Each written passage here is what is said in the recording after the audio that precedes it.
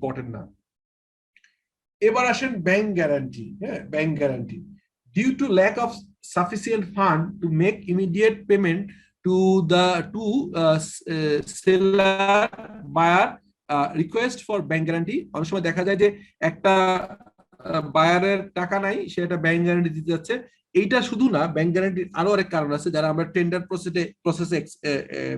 Process যারা আমরা join করি, টেন্ডার প্রসেসে দেখা যায় যে গভর্নমেন্ট টেন্ডার এবং নন গভর্নমেন্ট বিভিন্ন সেক্টরের টেন্ডারেও, ব্যাংকিং বিভিন্ন জায়গায় আমরা যে একটা মানে একটা দরপত্রে অংশগ্রহণ করি, সেই সব ক্ষেত্রেও ব্যাংক গ্যারান্টি লাগে।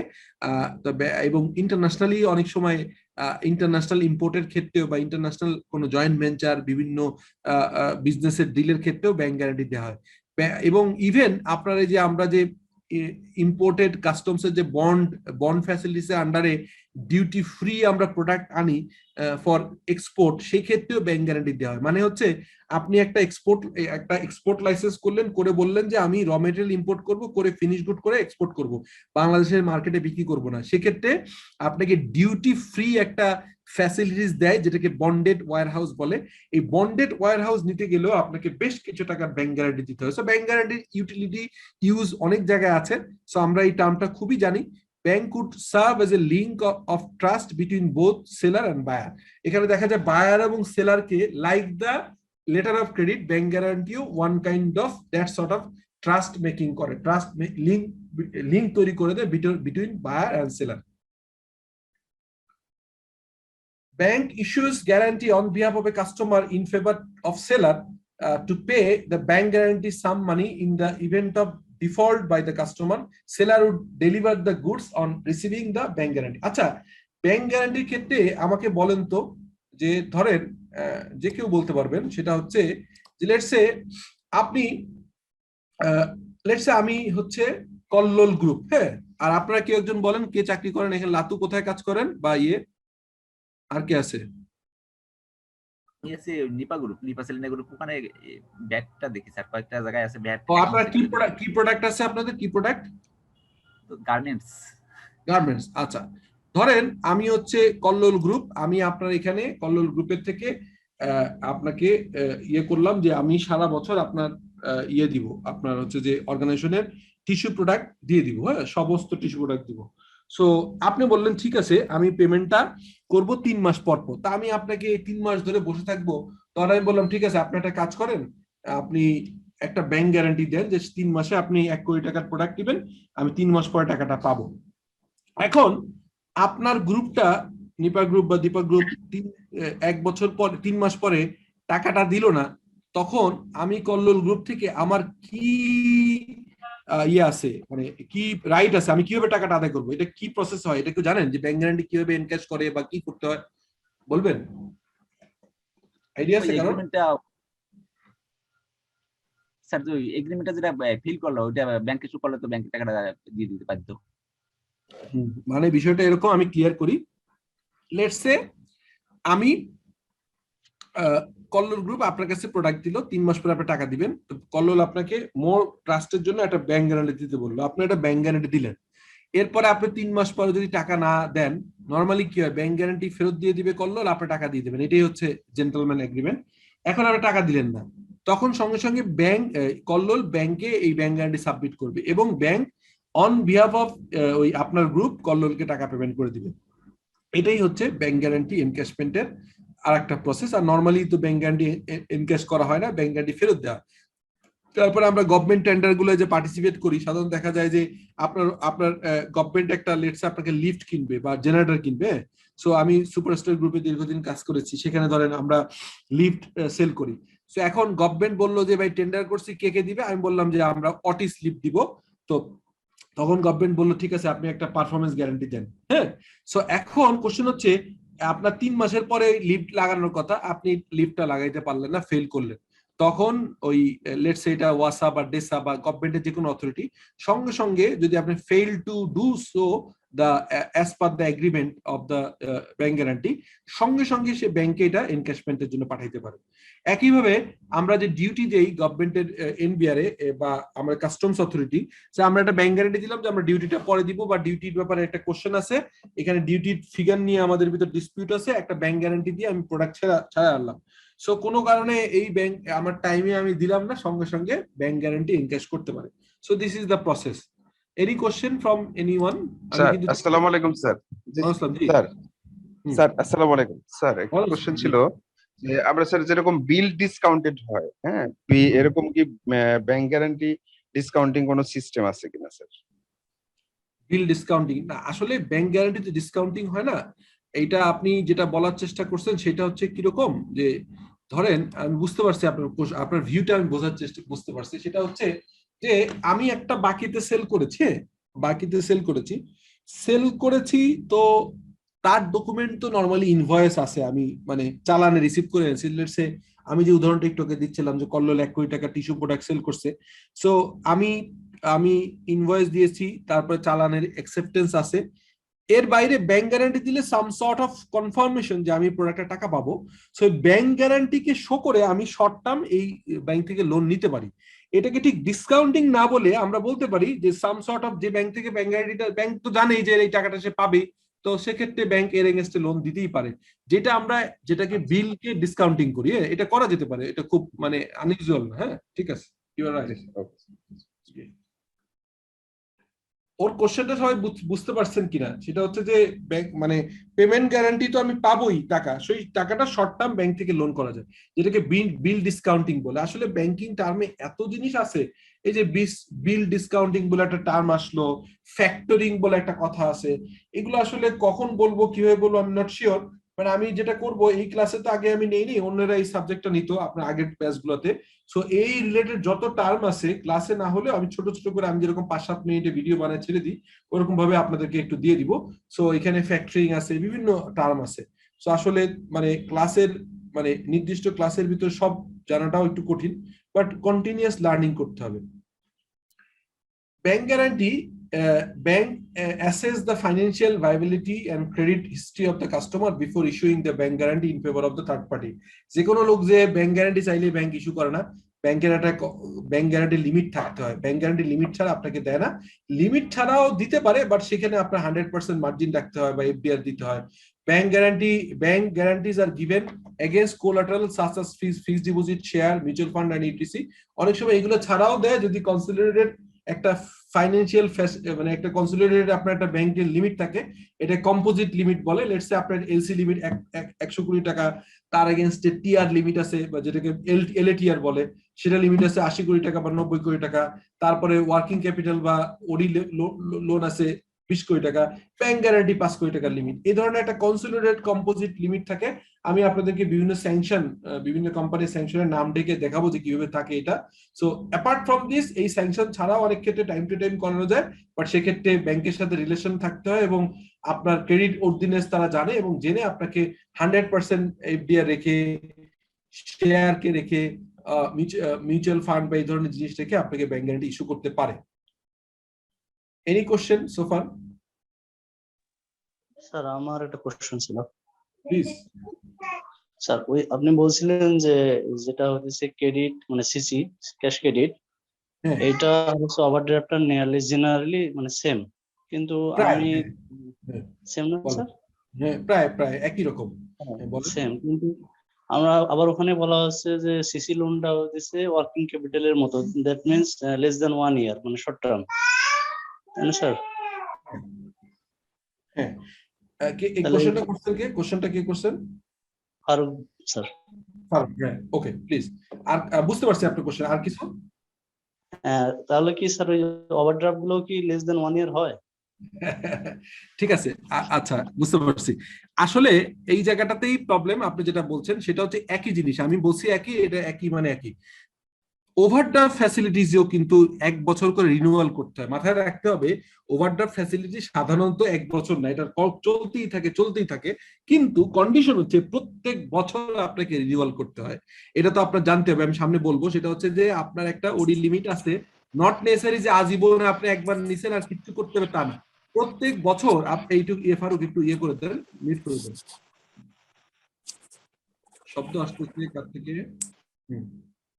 ওকে, যেটা বলছিলাম যে ফারুক যে কোশ্চেনটা করছে, very interesting question. Farooq question করছে যে সিসি সাধারণত 1 বছর হয়, সিসি 1 বছর যেটা হয়, অডিও 1 বছরই হয়। বিকজ এই সেন্সে সিসিও সাধারণত আপনাকে স্যাংশন দিলে এটা কন্টিনিউ হয়, কিন্তু প্রতি বছর আপনাকে একটা রিনিউয়াল করতে হয়, ঠিক আছে? সিমিলার নেচারে আপনার হচ্ছে আপনার যেটা ইয়ে থাকে, আপনার ওভারড্রাফট অ্যাকাউন্ট, সেটাও কিন্তু প্রতি বছর রিনিউয়াল করতে হয়। মোস্ট অফ দ্য কেসে সাধারণত আপনার ব্যবসা বাড়লে সিসি লিমিটও বাড়ায় দেয়, ওডি লিমিটও বাড়ায় দেয়। সো ওই অর্থে আপনি যেভাবে ভাগ করার চেষ্টা করলেন যে সিসি লোন 1 বছরের আর ওডি 1 বছরের কিনা, বিষয়টা ওই জায়গাও একই মিল, যে দুটাই আসলে মূলত কন্টিনিউ হয়, কিন্তু আসলে দেয় হচ্ছে 1 বছর 1 বছর করে, বিকজ 1 বছর পরে আপনাকে এটাকে ইয়ে করতে হয়, আপনার রিনিউয়াল করতে হয়।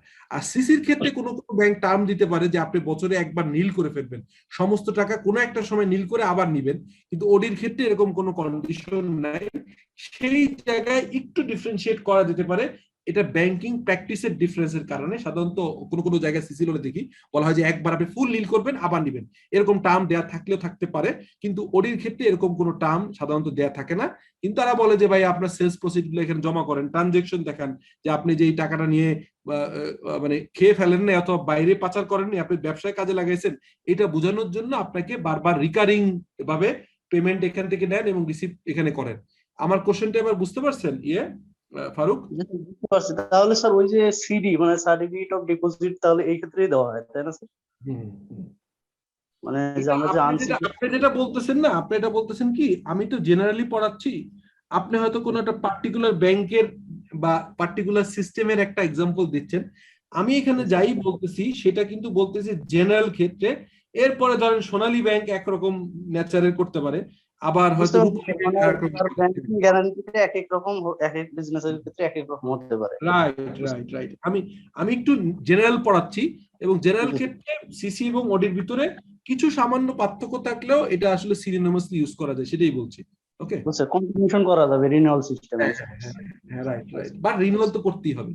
Thank you Farooq, thank you for your question. হ্যাঁ, আচ্ছা, এবার হচ্ছে লেটার অফ ক্রেডিট। হ্যাঁ, লেটার অফ ক্রেডিট তো আমি শুরুতেই বলছি এটা এলসি বলে। LC are assurance given by the bank to the seller of goods that on due date he or, মানে এটা তো হি নাই, it will receive the payment, মানে যিনি হচ্ছে, আপনি যে আজকে এলসি ওপেন করলেন বাংলাদেশ থেকে, কল্লোল গ্রুপ অফ কোম্পানিজ অথবা শান্তা হোল্ডিংস অথবা XYZ কোম্পানি, আপনারা আজকে এলসি ওপেন করলেন চায়নায়, মনে করেন যে লেটস সে রেড 100 কোম্পানি অথবা যে কোনো একটা কোম্পানি।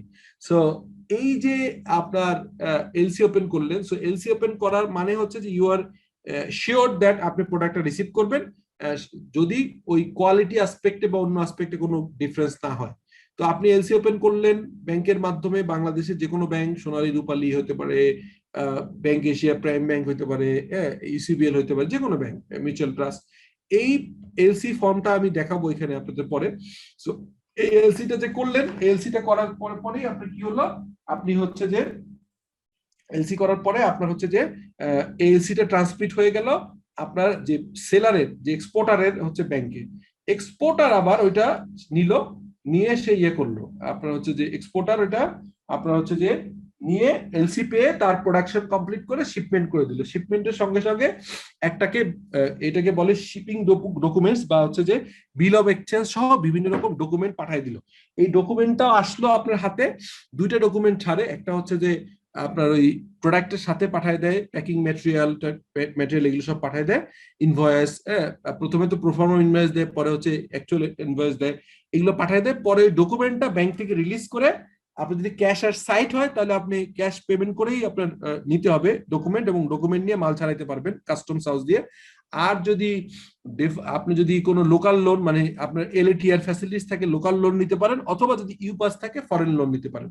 সো এখন আসলে এইগুলোর আবার ডিটেইল ভাগাভাগি আছে, সেই বিষয়গুলো আমরা সামনে আবার আগাবো। সো এই লেটার অফ ক্রেডিট সম্পর্কে আপাতত এটা জানলেন। আমি আরেকটা জায়গায় আপনাদের বাংলা একটা জিনিস, আমাদের একটা বিজনেসের উপর, অ্যাকাউন্টিং ও বিজনেসের উপর বাংলা একটা বই অলমোস্ট শেষ স্টেজে আছে, আমি একদম ফাইনাল রিভিউ করছি। সো ওইখান থেকে আমি একটু ডিটেইল আপনাদেরকে দেখাবো। সো এইটা আপাতত এখানেই চলবে। আমার মনে হয় যে যেটুকু পড়িয়েছি সোফার ইজ টু গুড। যদি কোনো কোশ্চেন থাকে করতে পারেন, আমি ওই স্লাইডে চলে যাচ্ছি, আমি যেটা বাংলা দেখাতে চেয়েছিলাম। ঠিক আছে। কোশ্চেন করতে পারেন প্লিজ।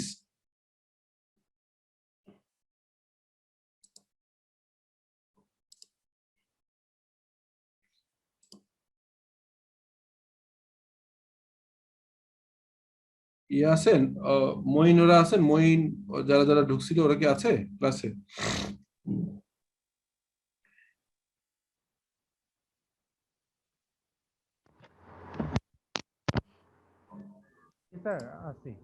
ওকে, ইয়ে অনেকের জন্য খুব টাফ হয়ে যাচ্ছে নাকি? অনেক ভিডিওটা আবার দেখলে ক্লিয়ার হয়ে যাবে। হ্যাঁ, ভিডিওটা আবার দেখলে ক্লিয়ার হয়ে যাবে। এটাই না সুযোগ। অন্যরা তো অনেক কাজ করেছে, আপনি তো অত কাজ করেননি, কিন্তু যদি দুইবার দেখেন শুনেন, এবং নলেজ তো রেস্ট্রিক্টেড না, অনেক ওপেন, অনেক তথ্য আছে।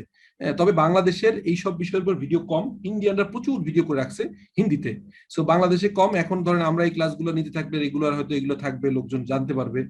তো যাই হোক, এখন আমি যেটা দেখাবো সেটা হচ্ছে যে ব্যাংকিং সম্পর্কে, এটা তো আর কিছু বলার নাই।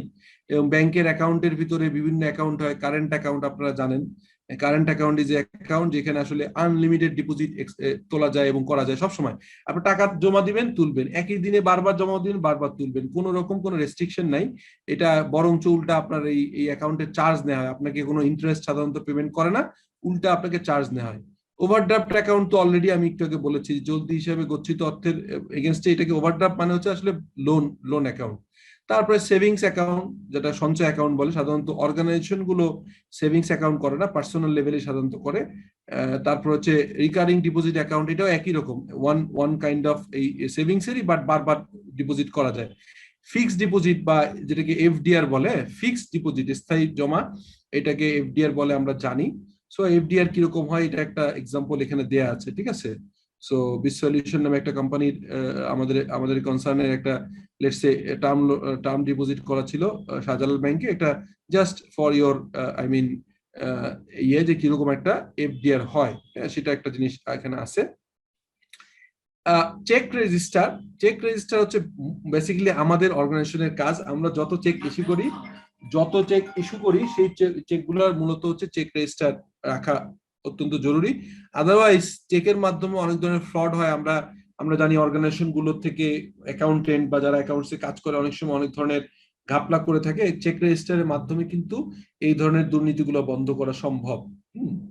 চেক রেজিস্টারের ফরম্যাটটা কিরকম হয়, আপনারা যারা কাজ করেন নাই তাদের প্রয়োজনে চেক রেজিস্টারের একটা এরকম হয় যে, চেক রেজিস্টার তো বুঝছেনই, চেকের নাম্বার এখানে লেখা থাকে, তারিখ দেয়া থাকে, কবে কবে ইস্যু হলো, ব্যাংকের রেফারেন্স দেয়া থাকে, হ্যাঁ, তারপরে ব্যবহারকারী কে এটা চেক প্রস্তুত করছে, চেক যদি বাতিল হয় সেই ইনফরমেশন দেয়া থাকে, ঠিক আছে? এই জিনিসগুলো এখানে থাকে, এটা আপনারা দেখে নিতে পারবেন। আচ্ছা, ব্যবসায়ের জন্য ব্যাংকিং পরিষেবা, এটা আসলে তো আমি একদম ইন্টারমিডিয়েট থেকে শুরু করে অনার্স মাস্টার্স লেভেলের ছেলেদের জন্য করাই, কারণে বাংলা এবং অনেক বেশি তথ্য দেয়া অলরেডি আমি ওখানে বলেছি। সো এটা আসলে আপনাদের জন্য খুব বেশি জরুরি না। আমি এলসি তে চলে যাব। এরপরে এই জিনিসগুলো অলরেডি বলেছি, working capital machinery financing, project financing, lease financing, UPAS loan, এগুলো আমি অনেকটাই ডিসকাস করে ফেলছি।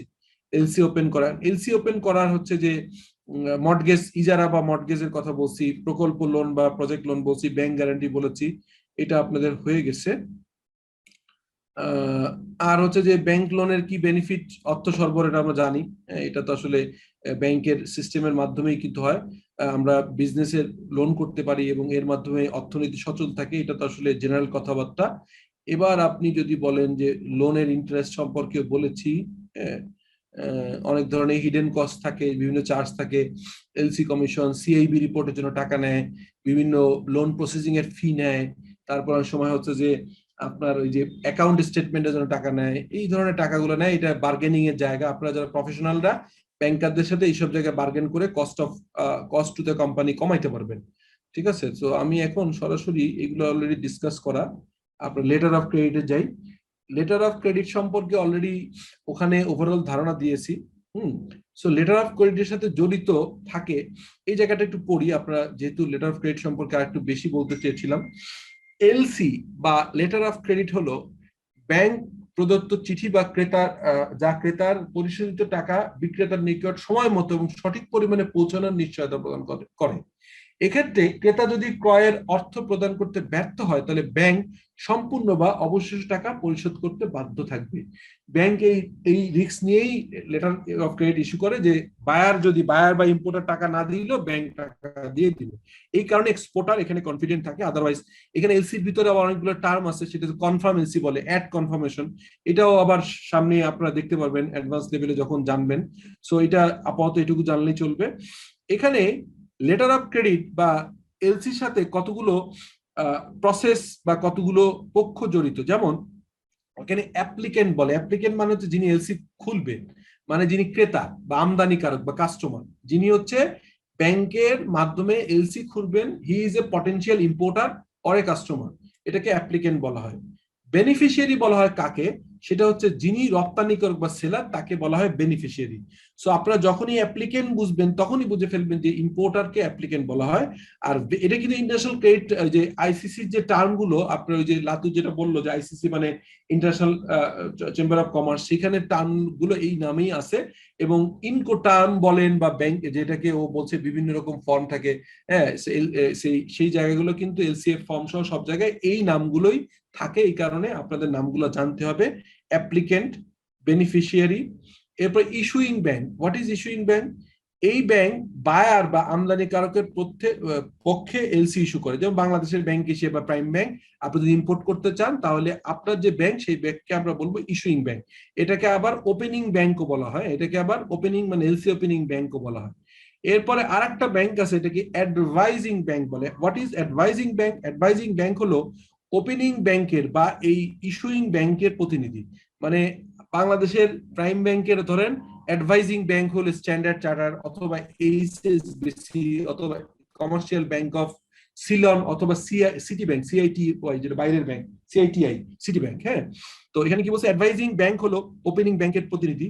ওপেনিং ব্যাংকের অনুরোধে এই ব্যাংক ঋণপত্র সুবিধা প্রদান করে। ওই যে আমি বললাম না যে আপনার এলসির, এই ব্যাংক রপ্তানিকারকের দেশে অবস্থিত, যিনি এক্সপোর্টারের দেশেই সাধারণত হয়। অ্যাডভাইজিং ব্যাংক কোনো কনফার্মিং ব্যাংক নয়। অ্যাডভাইজিং ব্যাংক সবসময় কোনো ক্ষেত্রেই কনফার্মিং ব্যাংক নয়। অ্যাট কনফার্মেশন যে টার্মটা বলছি, এটা আরেকটা সিস্টেম, সেটাও সামনে বলছি। এরপর নমিনেটেড ব্যাংক। নমিনেটেড ব্যাংক হলো ওই ব্যাংক যেখানে ঋণপত্র সুলভ, মানে যেটা যাবে হচ্ছে এই ব্যাংক সর্বদা ঋণপত্রের মূল্য পরিশোধ করতে প্রস্তুত থাকে। ওই যে আপনার অ্যাপ্লিকেন্ট ব্যাংকের সাথে একটা ব্যাংক থাকবে যে ব্যাংকটা আসলে টাকা পরিশোধ করতে গ্যারান্টি প্রদান করবে। এরপরে কনফার্মিং ব্যাংক বললাম। কনফার্মিং ব্যাংক হচ্ছে ইস্যুইং ব্যাংক, যে ব্যাংক সেটা হচ্ছে পণ্য পরিশোধ করতে না পারলে কনফার্মিং ব্যাংক তা পরিশোধ করবে। ধরেন চায়নায় একটা ব্যাংক আছে, let's say bank of China, অথবা মার্শেক ব্যাংক। এই ব্যাংক বাংলাদেশের ব্যাংক এশিয়াকে লেটস সে তারা এটা ট্রাস্টে আনতে পারছে না, যে তারা তাদের ক্লায়েন্ট টাকা না দিলে ব্যাংক এসে যে টাকা দিবে এই নিশ্চয়তা সে পাচ্ছে না। তখন কি করা হয়, এইচএসবিসি বা এসসিবির মতো একটা ব্যাংকে কনফার্মিং ব্যাংক হিসেবে ধরা হয়, যারা আবার একটা সার্টেন কমিশন নিয়ে কনফার্ম করে যে ব্যাংক এশিয়া বাংলাদেশে অথবা হচ্ছে যে প্রাইম ব্যাংক অথবা সাউথ ইস্ট ব্যাংক যদি এই টাকা না দেয় তাহলে আমি as a confirming bank I will pay that. এইখানে ইস্যুইং ব্যাংক কিন্তু কনফার্মিং ব্যাংকে একটা অ্যাট কনফার্মেশন ফি দেয়, এবং এটা অবভিয়াসলি কাস্টমারের কাছ থেকে, মানে হচ্ছে যিনি হচ্ছে এলসি ওপেন করছেন কাস্টমার বা ইম্পোর্টার, তার কাছ থেকে খরচটা নেওয়া হয়। ঠিক আছে। রিইম্বার্সিং ব্যাংক মানে হচ্ছে রিইম্বার্সমেন্ট ব্যাংক মানে বুঝছেন, এই ব্যাংক ইস্যুইং বা নমিনেটেড ব্যাংক বা কনফার্মিং ব্যাংকের মধ্যে মীমাংসাকারী হিসেবে কাজ করে। যখন ইস্যু ব্যাংক এবং যে ব্যাংক টাকা নিবে, এক ব্যাংক টাকা নিবে আর এক ব্যাংক টাকা দিবে, সেই ব্যাংকের ভিতরে হচ্ছে ইয়ে হিসেবে কাজ করে, মধ্যস্থতাকারী হিসেবে কাজ করে। সো এই টার্মগুলো আসলে অনেক আপনাদের কাছে হঠাৎ করে জটিল মনে হতে পারে, বাট এইগুলো আস্তে আস্তে সময় যারা এলসি করে স্পেশালি এই জিনিসগুলো জানা প্রয়োজন হচ্ছে যারা মূলত কমার্শিয়ালে কাজ করে বা সাপ্লাই চেইন, হ্যাঁ, অথবা এসসিএম সাপ্লাই চেইন ম্যানেজমেন্ট, এদেরকে হচ্ছে ডিটেইল জানার দরকার আছে। Are being a finance professional আমি যেটুকু বলছি আপাতত এটুকু জানলেই বোধহয় চলবে। এর বেশি আসলে অনেক ক্ষেত্রে জানলে ভালো, বাট জানাটা একবারে হজম করা কঠিন হয়ে যেতে পারে। সো কোনো কোশ্চেন সোফার?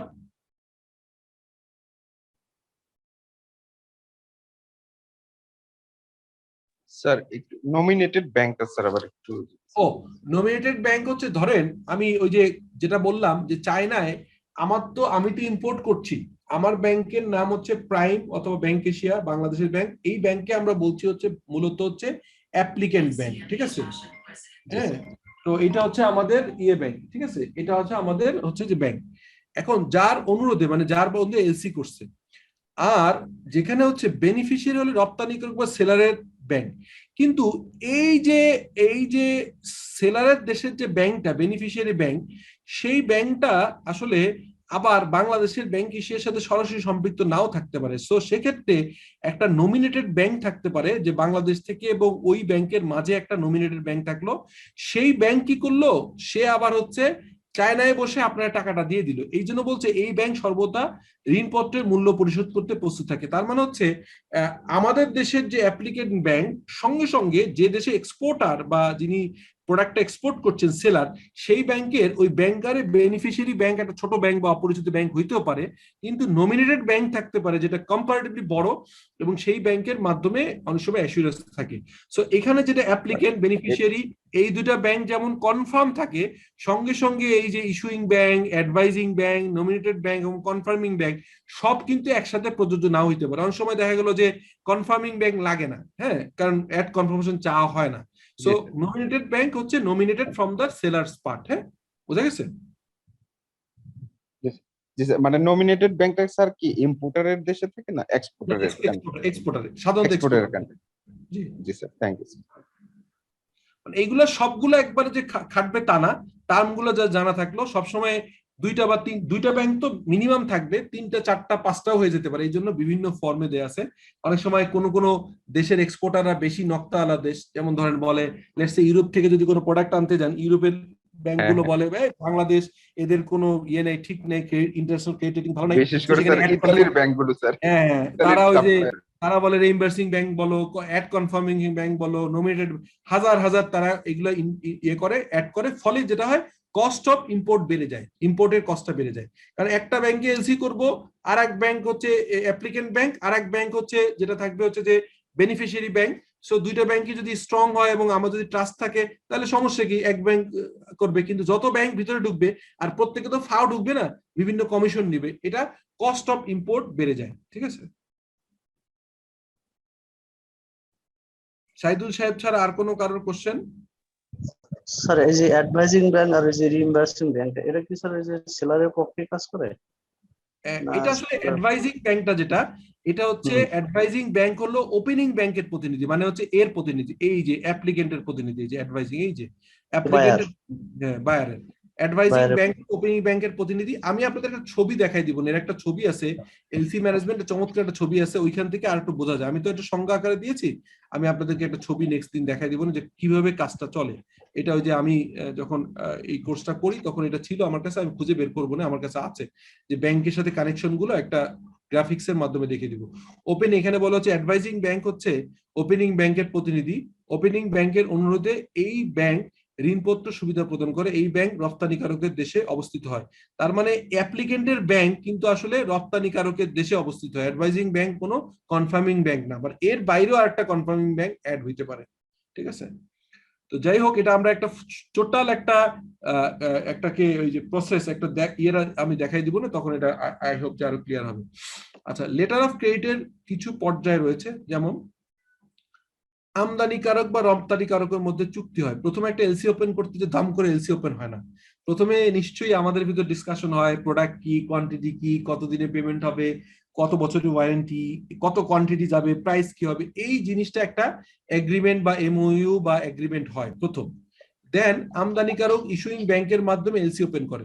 আমদানিকারক হচ্ছে কি করে, এই ইস্যুইং ব্যাংক, যেটা ইস্যুইং ব্যাংক তো থাকে হচ্ছে এই যে ইস্যুইং ব্যাংক বা ইস্যুইং ব্যাংক হচ্ছে আমদানিকারকের পক্ষে ইস্যু হিসেবে কাজ করে।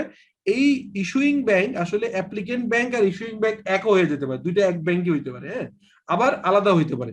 যেমন ধরেন অ্যাপ্লিকেন্ট ব্যাংক যেটার এডি ব্রাঞ্চ নাই বা তার কোনো ইয়ে নাই, তখন সে কিন্তু ইস্যুইং ব্যাংকে হেল্প নিতে পারে। সো এই মাধ্যমে সে এলসিটা ওপেন করে। এরপরে কি করে, এরপরে হচ্ছে issuing bank letter of credit issue করে এবং আমদানিকারকের নির্দেশে অ্যাডভাইজিং ব্যাংকে পাঠায়। ওই যে অ্যাডভাইজিং ব্যাংকে পাঠায় দেয় যেটা বললাম, সেটা ওই সাধারণত এক্সপোর্টারের দেশে হয়। অ্যাডভাইজিং ব্যাংক লেটার অফ ক্রেডিটের নির্ভরযোগ্যতা যাচাই করবে এবং তারপর রপ্তানিকারকের কাছে কপি পাঠাবে। যখনই সে অ্যাডভাইজিং ব্যাংক কনফার্ম হইলো যে এলসিটা কোনো ফেক এলসি না, কোনো ঝামেলা নাই, তখন সে এক্সপোর্টারের কাছে পাঠাইলো। রপ্তানিকারক লেটার অফ ক্রেডিট পরীক্ষা করবে এবং এলসি টার্মস এবং কন্ডিশন ঠিক আছে বলবে, আমদানিকারকের সাথে বাণিজ্য করার একটা সিদ্ধান্তে আসবে। এলসি পাওয়ার সঙ্গে সঙ্গে সে কনফার্ম করবে যে না আমি এলসি পেয়েছি এবং টার্মস এন্ড কন্ডিশন ঠিক আছে।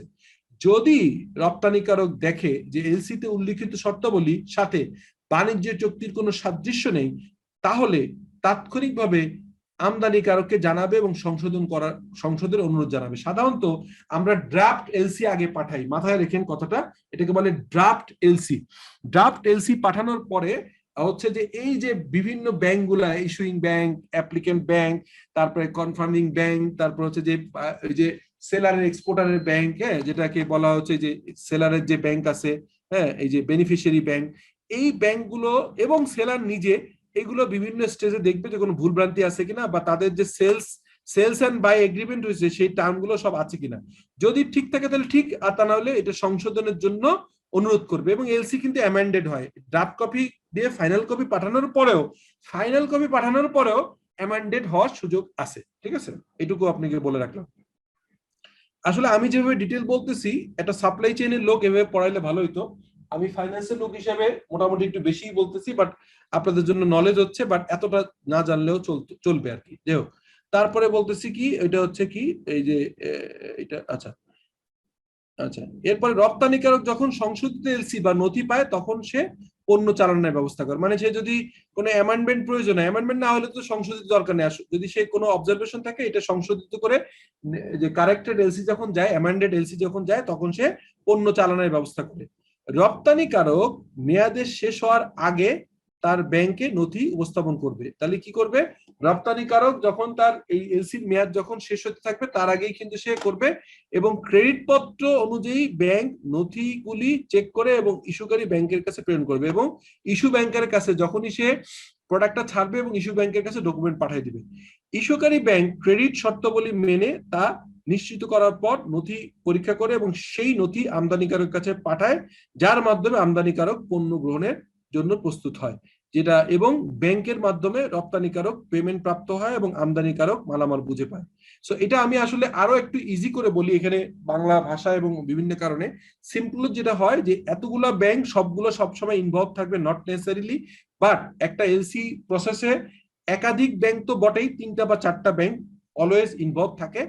যদি অ্যাট কনফার্মেশন না থাকে তাহলে অনেক সময় কনফার্মিং ব্যাংক থাকে না, বাট এই যে বেনিফিশিয়ারি ব্যাংক, অ্যাপ্লিকেন্ট ব্যাংক এবং এই যে নমিনেটেড ব্যাংক এবং এই যে এখানে যে রিইম্বার্সিং ব্যাংক, অনেকগুলো ব্যাংকই নরমালি যুক্ত থাকে। কারণ অনেক ব্যাংকে ইন্টারন্যাশনাল, যদি এইচএসবিসি বা এসসিবির মতো ব্যাংক হয় তাহলে তো একটা ব্যাংকেরই সব রকম যোগ্যতা থাকে, তার এত বেশি রেপুটেশন যে এর ভিতরে বেশি ব্যাংক অ্যাড করার প্রয়োজন হয় না, বাট লোকাল ব্যাংকগুলো থাকলে এইগুলোকে অ্যাড করার প্রয়োজন হয়। তো আমি সংক্ষেপে যেটা বলবো সেটা হচ্ছে, আপনি যখন এলসি ওপেন করলেন, এই এলসিটা বিভিন্ন স্টেজে পরীক্ষা টরীক্ষা করে আপনাকে ফাইনালি এলসি ড্রাফট পাঠানো হয়, ফাইনালি দেখে এলসি ট্রান্সমিট করা হয়। এলসি পেয়ে যে সেলার সে হচ্ছে মাল তৈরি করে আপনাকে শিপমেন্ট দেয়, শিপমেন্টের সাথে অনেকগুলো ডকুমেন্ট পাঠিয়ে দেয়। সেই ডকুমেন্টগুলো এবং শিপমেন্ট যখন আমাদের চট্টগ্রাম বা মোংলা বা আইসিটি কমলাপুরে এসে পৌঁছায় প্রোডাক্টটা, বা এয়ার শিপমেন্ট হইলে যে বাংলাদেশের শাহজালাল ইন্টারন্যাশনাল এয়ারপোর্টে এসে যখন পৌঁছায়, সেই এয়ারপোর্টে আসার পরে এখানে কাস্টমস অথরিটির মাধ্যমে ডিউটি অ্যাসেসমেন্ট হয়। আর বাই দিস টাইম ব্যাংক থেকে ডকুমেন্ট আনার পর, ডকুমেন্ট ছাড়া আনতে হয় টাকা দিয়ে, অথবা ব্যাংকের লোন ক্রিয়েট করে ডকুমেন্ট দিয়ে দেয়, দেওয়ার পরে এই ডকুমেন্টের এগেইনস্টে ডিউটি ক্যালকুলেশন করে ডিউটি দিয়ে প্রোডাক্ট ছাড়ানো হয়। This is the simplest process. ঠিক আছে, আর এলসি যে বিভিন্ন এলসি হয়, recoverable LC, irrecoverable LC, stand by, confirm, এটা আসলে আপাতত জানার দরকার নেই। টুডেস ক্লাসে যদি প্রয়োজন হয় নেক্সট ক্লাসে আর একটু detail. Back to back LC আছে, এটা গার্মেন্টস এর ক্ষেত্রে বাংলাদেশে হয়। এই জিনিসগুলো আবার একটু ক্লোজ করবো। এইগুলো ওই যে তারপরে যে বললাম যে আরো অনেক ধরনের ইনকো টার্ম থাকে, এই জিনিসগুলো আর একটু সামনে আগাবো। আজকে প্রথম দিনের জন্য অতিরিক্ত না হওয়া যায়, এই জন্যই আমি আপনাকে একটু সিম্পলিফাইড করলাম। এরপর হচ্ছে ব্যাংকের যে ডকুমেন্ট লাগে এলসি ওপেনের জন্য, সেটা হচ্ছে যে যদি আপনি রিকারিং হন তাহলে তো আগেই ডকুমেন্ট জমা দেওয়া আছে, আদারওয়াইজ যদি প্রথমবার হন তাহলে ব্যাংক অ্যাকাউন্ট থাকতে হয়, ট্রেড লাইসেন্স জমা দিতে হয়, তারপরে যদি ইম্পোর্টের লাইসেন্স থাকলে ইম্পোর্ট লাইসেন্স অবশ্যই থাকবে, ইম্পোর্ট লাইসেন্স এবং এই ডকুমেন্টগুলো থাকবে, এনভায়রনমেন্টের ডকুমেন্ট লাগলে দিতে হবে, দেওয়ার পরে এলসি ফর্ম ফিল আপ করতে হয়, এলসি মার্জিনে জমা দিতে হয়। অনেক মোস্ট অফ দেখেছে এলসি মার্জিন 5% 10% হয়, কোনো ক্ষেত্রে এলসি মার্জিন না দিয়েও এলসি ওপেন করা হয়। যারা অনেক বড় কোম্পানি তাদের সাধারণত এলসি মার্জিন ছাড়াই ব্যাংক এলসি ওপেন করে দেয়। টিন সার্টিফিকেট জমা দিতে হয়, ভ্যাট সার্টিফিকেট জমা দিতে হয়, ইন্ডিভিজুয়ালের ক্ষেত্রে বা ওনাদের ক্ষেত্রে জাতীয় পরিচয়পত্র, তারপরে ব্যাংকের চুক্তি সংক্রান্ত ডকুমেন্ট এটা দেখতে হয়, তারপরে গ্যারান্টি ফর্ম অনেক সময় মোস্ট অফ দ্য কেসে লাগে। এ সকল এরপর ব্যাংক এলসি হোল্ডারকে এলসির একটা কপি দিবে আর আসলটি পাঠিয়ে দিবে বিক্রেতার কাছে মানে হচ্ছে এক্সপোর্টার কাছে পাঠিয়ে দিবে। এই হচ্ছে একটা এলসি যে ফর্ম হয়, সেই ফর্মটা হচ্ছে এরকম হয়। মিউচুয়াল ট্রাস্টেড ব্যাংকের একটা খালি এলসি করেছি। এই যে আমাকে শুরুতে আরিফ যেটা বলছিল যে এলসি টার্ম হয়, এই যে আইসিসি ছোট করে লেখা আছে, ICC international commerce chamber of কমার্সের ইনকো টার্ম, সেটাকে এফওবি হবে, সিআইএফ হবে, সিআরএফ হবে, সিপিটি হবে নাকি সিআইপি হবে, বা আদার যদি কিছু থাকে আদার টার্মও আছে, সেইগুলো আমি আস্তে আস্তে একটা সময়, যদিও এটা অ্যাডভান্স লেভেলের লার্নিং বলবো, এর বাইরে বায়ারের নাম, সেলারের নাম, সমস্ত জিনিসগুলো থাকবে এখানে, ঠিক আছে। এরপরে এছাড়াও একটা এইখানে, ওইটা তো গেল হচ্ছে অ্যাপ্লিকেশন, আর এলসিএফ বলে একটা ফর্ম আছে, এই যে LCF letter of credit application form, ওইটা ছাড়াও আরেকটা ফর্ম থাকে, সাধারণত 300-400 টাকা নেয় এই ফর্মটা, এই একটা ফর্ম থাকে, ঠিক আছে স্যার। ওটা হচ্ছে IMF form sir, IMF sir, কাজ করতে দেখছিলাম স্যার। হ্যাঁ, এলসিএফ এবং আইএমএফ দুটোই থাকে, রাইট, ইউ আর রাইট। কে এটা? ইউসুফ স্যার। জি স্যার। ওকে স্যার এইটা পাবো ব্যাংক 100 টাকা, মানে ব্যাংক টু ব্যাংক ভ্যারি করে 100 টাকা চার্জ কাটে, এবং ওটার উপর আবার ভ্যাট কাটে 15%। রাইট। সো আর একটা এলসিও, এখানে একটা এলসি ছবি আপনাদের দেয়া আছে, এলসিটা কিভাবে যায়, এরকম একটা এলসি থাকে, এই যে এলসি, আমি একটা ব্র্যাক ব্যাংকের একটা নাম টাম ঢেকে দিয়ে একটা এলসি আপনাদেরকে দেখানোর চেষ্টা করছি যে এখানে একটা এলসি কিরকম হয়। এই যে এই কপিটা চলে যায়, ট্রান্সমিট হয়ে অনলাইনে চলে যায়। এটা আসলে বিং এ ফাইন্যান্স প্রফেশনাল এত ডিটেইল যদি কেউ ইম্পোর্ট এক্সপোর্টে না কাজ করে তাহলে দরকার নেই। এই যে ইনকো টার্ম যেটা আজকে পড়াবো না, এটাও আমি এখানে আছে, so I will discuss it later. So এই যে 1.5 ঘন্টা টানা আমি পড়ালাম, একটু ফাস্টার গিয়েছি বিকজ অনেক এরিয়া কাভারেজ হয়েছে। সোফার অনেক অ্যাডভান্স লেভেলের কথাবার্তাও বলেছি, কিছু জিনিস হয়তো প্রথম দিনে আপনাদের অতটা ক্লিয়ার নাও হতে পারে। সোফার মানে একটু বলবেন কি অবস্থা, বোঝা গেল কিনা, বা কোনো ফার্দার জেনারেল কোশ্চেন, অ্যাডভান্স লেভেলের কোশ্চেন না করলেই ভালো, কারণ অ্যাডভান্স লেভেলের কোশ্চেন করার আমরা আবার সময় পাবো। ঠিক আছে, কোনো কোশ্চেন আছে সোফার?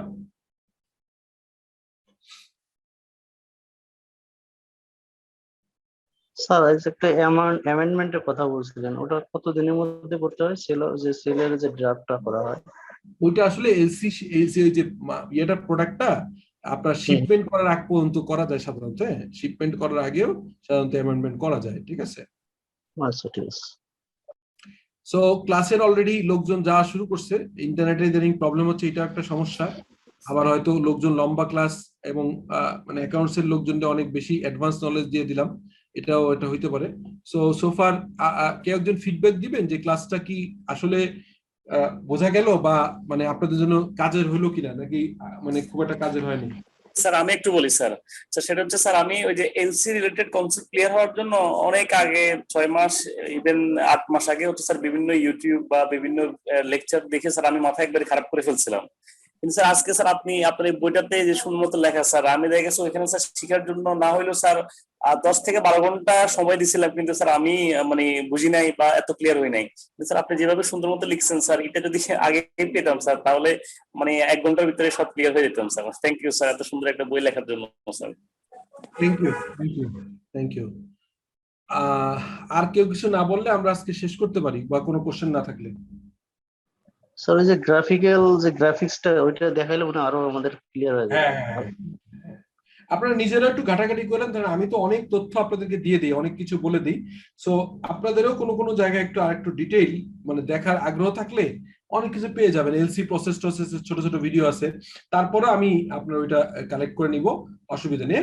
আর আমি তো করে দিবই, নিজেই করে অনেকগুলো আরো ফার্দার এডিশনাল দিয়ে দিব, ঠিক আছে। Okay sir, thank you sir. Thank you. আজকের মতো শেষ করি আপনাদের পারমিশন নিয়ে। জি স্যার, থ্যাংক ইউ। আল্লাহ হাফেজ।